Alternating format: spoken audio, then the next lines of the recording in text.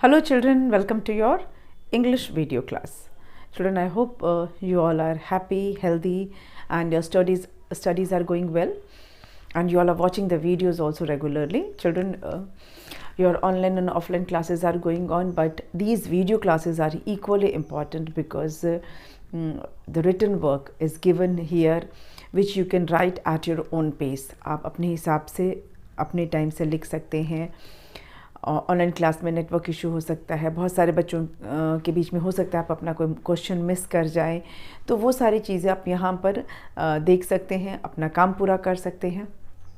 तो ज़रूर इसको रेगुलरली देखते रहिए.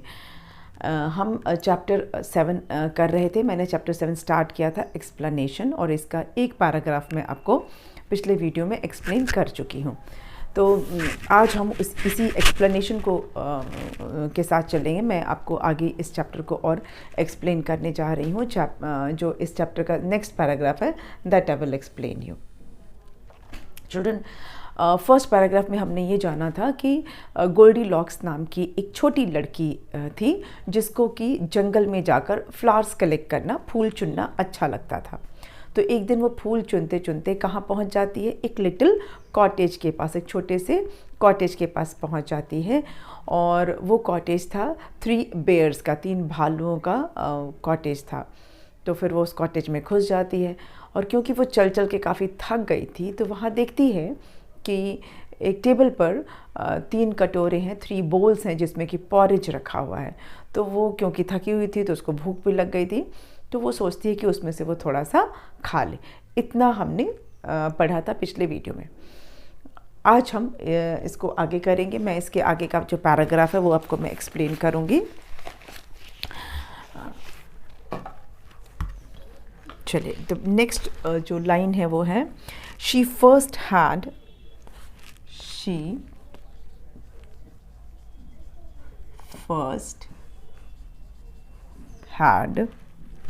a spoonful from the big bowl,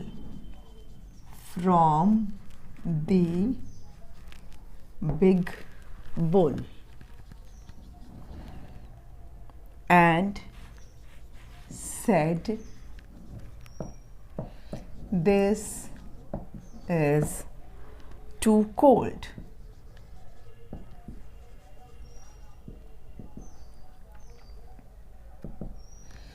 चलिए, तो ये पहले अब इस लाइन को ही पहले समझ लेते हैं. जो ये सेंटेंस है, ये she first had a spoonful from big बोल. स्पूनफुल मतलब एक चम्मच भर के, जो हम एक चम्मच ऐसे लेते हैं ना किसी चीज़ में से. तो बोल्स थे जिसमें कि पॉरेज रखा था. मैं आपको बता दूँ, BOWL बाउल नहीं होता, इट इज़ कॉल्ड बोल. बोलना है ना, तू बोल मैं बोल लूँ, ऐसा बोल वाला bowl. It's not bowl, it is called बोल.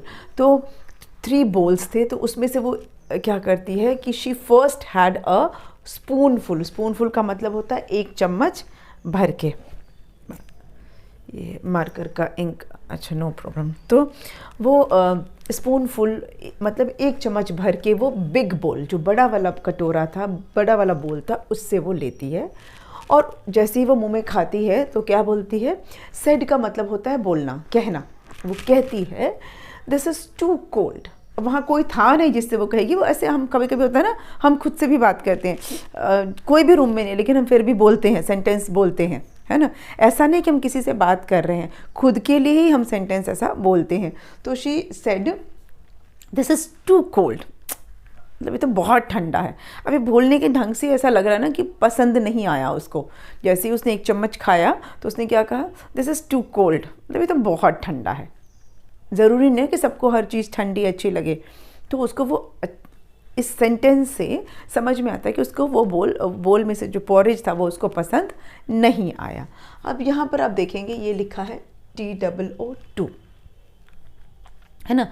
ये टू का मतलब क्या होता है? टू मतलब बहुत ज़्यादा, उसके लिए हम टू यूज़ करते हैं. और ये एक ना होमोफोन है. TO2 भी होता है, TWO2 भी होता है, और TOO भी होता है। इससे पहले हमने QUITE क्वाइट क्या किया था ना, तो ये क्या है, ये तीनों को हम टू बोलते हैं, तीनों की स्पेलिंग अलग है और तीनों का मीनिंग भी अलग है। यहाँ पर ये जो टू है इसका मतलब है बहुत ज़्यादा, और ये तो बहुत ठंडा है, ऐसा वो बोलती है। फिर क्या होता है, नेक्स्ट हम सेंटेंस देख लेते हैं।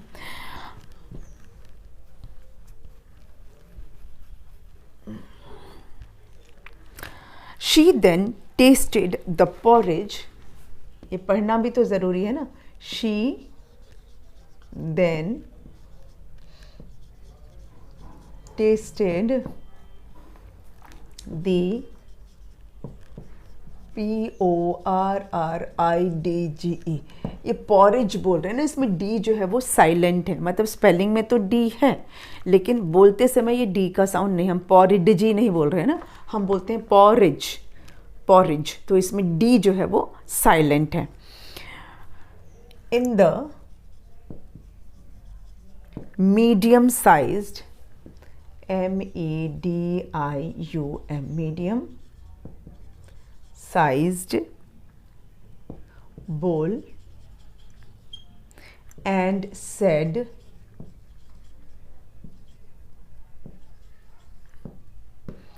this is hot.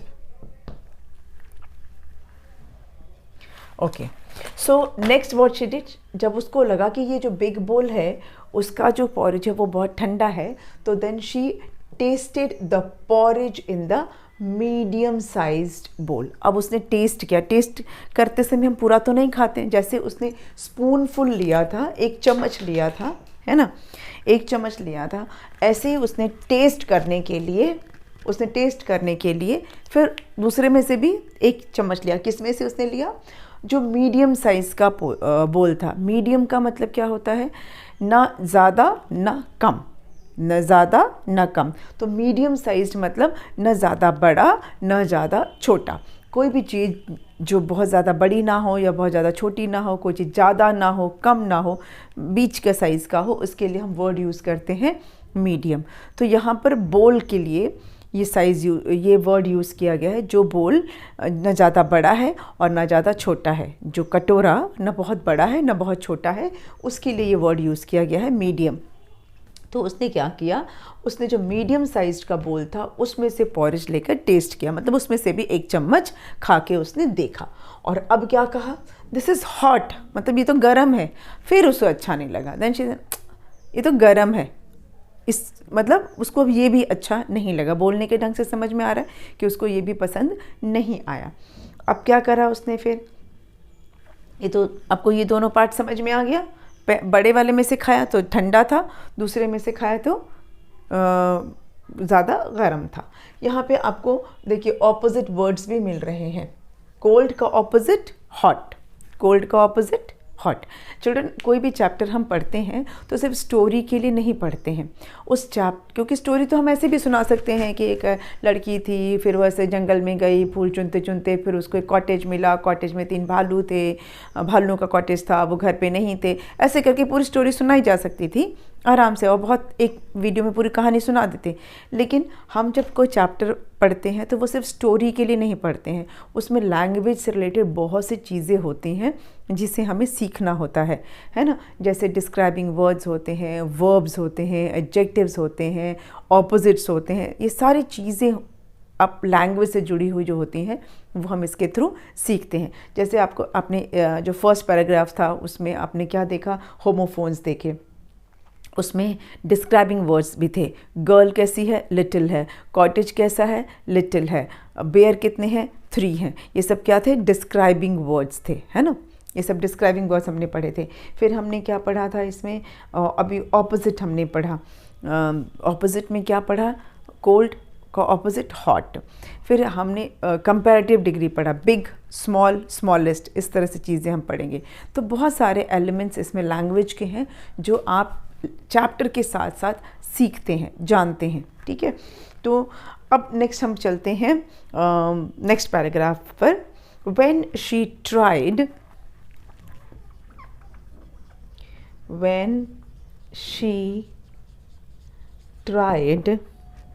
the porridge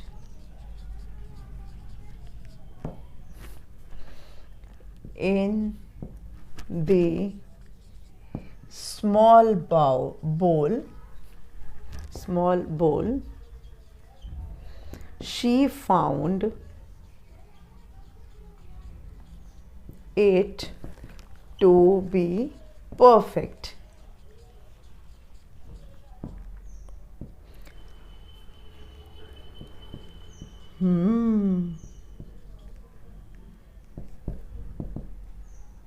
This is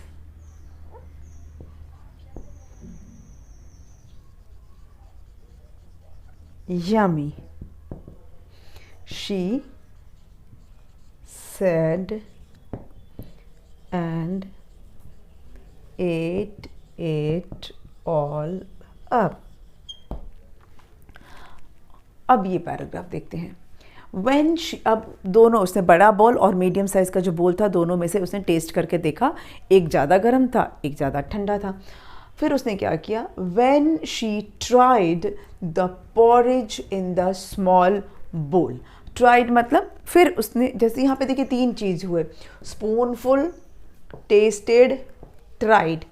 मतलब क्या है? स्पूनफुल मतलब 1 चम्मच खा के देखना, टेस्टेड मतलब थोड़ा सा निकाल के टेस्ट करना, और ट्राइड मतलब भी थोड़ा सा खा के देखना. तीनों का मतलब हुआ थोड़ा सा खा के देखना.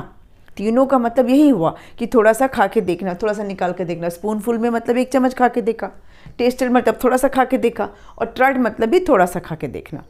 तो यहाँ पे देखिए 3 आपकी वोकैबुलरी हो गई है ना. इसी चीज़ के लिए आप ये यूज़ कर सकते हो. I tried some whatever. अगर घर में आपकी कोई चीज़ अगर बनी है, मान लीजिए मम्मी ने गाजर का हलवा बनाया है, तो आप क्या बोलोगे? आई ट्राइड सम गाजर का हलवा, मतलब आपने थोड़ा सा खा के देखा. या आई टेस्टेड सम गाजर का हलवा, मतलब आपने थोड़ा सा खा के देखा.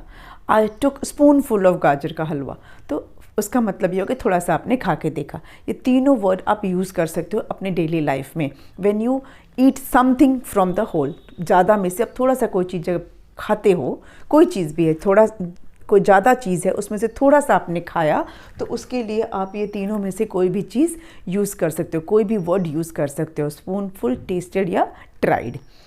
ओके, तो she tried the porridge from the small बोल. अब उसने सबसे छोटा वाला जो बोल था उसमें से उसने ट्राई किया, थोड़ा सा खाकर देखा.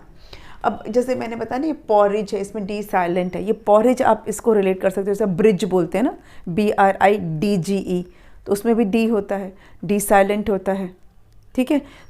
नॉलेज, KNOWLEDGE, उसमें भी DGE है. तो ये वही उसी तरह का है. ठीक है, इसको हमेशा पॉरेज बोलेंगे आप.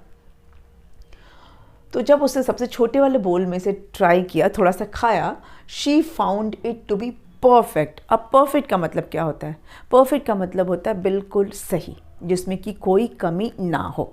ठीक है, जिसमें जो बिल्कुल सही हो उसको हम बोलते हैं परफेक्ट. तो उसने जब खाया सबसे छोटे वाले बोल में से, तो उसको क्या लगा? She found it to be, मतलब उसको लगा कि ये तो बिल्कुल परफेक्ट है. ना ज़्यादा गर्म है, ना ज़्यादा ठंडा है. टेस्ट भी एकदम उसको जैसा चाहिए था बिल्कुल वैसा है, जैसा वो चाहती थी बिल्कुल वैसा. तो उसके लिए क्या था? वो परफेक्ट था. तो उसके मुंह से क्या निकलता है? This is yummy. अब इसी सेंटेंस से समझ में आ रहा है कि उसको कितना पसंद आया है ना. आपको कोई चीज़ अच्छी लगती है तो आप कैसे बोलते हैं? यम्मी, है ना. कोई चीज़ अच्छी लगती है, कोई चीज़ टेस्टी लगती है, तो हम ऐसा ही साउंड निकालते हैं. ये एक्सक्लेमेटरी वर्ड्स हैं, मतलब हमारे फीलिंग्स को बता रहे हैं, हमारे एक्सप्रेशंस को बता रहे हैं. जब ये लिखा ना, बस इसे समझ में आ रहा है ना कि उसको मज़ा आ रहा है. दिस इज़ यम्मी, ये तो बड़ा टेस्टी है, बड़ा मज़ेदार है. तो शी सेड, उसने ये बात कही, this is yummy. She said and at it all up. और उसके बाद उसको इतना अच्छा लगा कि वो पूरा ही खा गई. पूरा मतलब जो उस छोटे वाले बोल में जितना भी पॉरेज था वो पूरा उसने ख़त्म कर दिया. She at it all up, मतलब अप मतलब ऊपर नहीं है, यहाँ पे अप मतलब पूरा उसने ख़त्म कर देना. ठीक है, एट इट ऑल अप का मतलब होता है पूरा ख़त्म कर देना, पूरा खाली कर देना. यहाँ पर इसका मतलब अप मतलब ऊपर नहीं है. ठीक है, एट इट ऑल अप, उसने पूरा खाली कर दिया, ख़त्म कर दिया. अब यहाँ पे देखिए क्या आपको क्या लगता है, गोल्डीलॉक्स ने सही किया? बिना परमिशन के पहले तो किसी के कॉटेज में घुस जाना, फिर बिना परमिशन के उनके पॉरेज को जूठा करना, मतलब सब में से खा लिया उसने, फिर उसके बाद एक बोल तो उसने पूरा ही खा लिया, जो उसके अंदर जितना पॉरेज था सारा खा लिया, and that too without permission. जब घर के ओनर, घर के मालिक घर में नहीं है, जिसका वो घर है वो लोग उसमें नहीं हैं, और उनकी एब्सेंस में उनके घर में घुस जाना और उनकी चीज़ को खा जाना, क्या ये सही है? क्या गोल्डीलॉक ने ये चीज़ सही की? आपको क्या लगता है, उसने सही किया?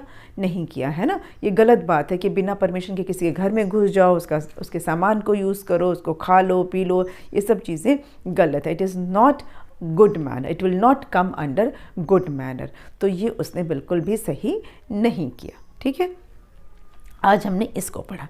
अब आगे का पढ़ना है वो हम पढ़ेंगे नेक्स्ट वीडियो में, इसलिए कि हम एक बार में छोटा छोटा स्लॉट ले रहे हैं। चैप्टर में काफ़ी चीज़ें होती हैं समझने के लिए, हर लाइन या पैराग्राफ से आपको कुछ सीखने को मिलता है, इसीलिए हम बहुत फास्ट नहीं जाएंगे, चीज़ों को समझते हुए आगे बढ़ेंगे। नेक्स्ट पैराग्राफ हम करेंगे नेक्स्ट वीडियो में, इसको आप रीडिंग प्रैक्टिस करिएगा। कोई वर्ड अगर आपको स्टिल अगर ऐसा लगता है जिसका मीनिंग आपको नहीं आ रहा है, या कोई वर्ड आपको पढ़ना नहीं आ रहा है, तो आप मुझसे बिल्कुल पूछ सकते हैं क्लास में। ठीक है, तो मिलेंगे अब नेक्स्ट वीडियो में। Thank you.